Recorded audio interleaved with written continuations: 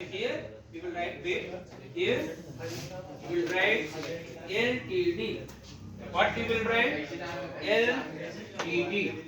This is the ABC Company Limited, and here we are capable. So before we must select the entire cell and range. Like this form, that is we want to insert the 15 records. कितने records की entry करना चाह रहे हैं? 15. तो पहले इतना select कर लेंगे. फर्स्ट ऑफ ऑल क्या करेंगे बच्चे? सिलेक्ट कर लेंगे. और जैसे ही हमने सिलेक्ट किया, सिलेक्शन करने के बाद we will go into this options and select apply ID, name, उसके post, basic salary, HRA, house rent allowance, medical allowance, या traveling allowance, whatsoever in this form. देखिए आप बच्चे अब क्या करेंगे? Very interesting this is very interesting बच्चे. जितने रिकॉर्ड्स के कितने रिकॉर्ड की एंट्री करना चाह रहे हैं? 15 रिकॉर्ड्स सपोज. तो क्या करेंगे? फर्स्ट ऑफ ऑल जैसे ही हमें 15 रिकॉर्ड्स का एंट्री करना है तो आप कितने रिकॉर्ड्स को पहले फर्स्ट ऑफ ऑल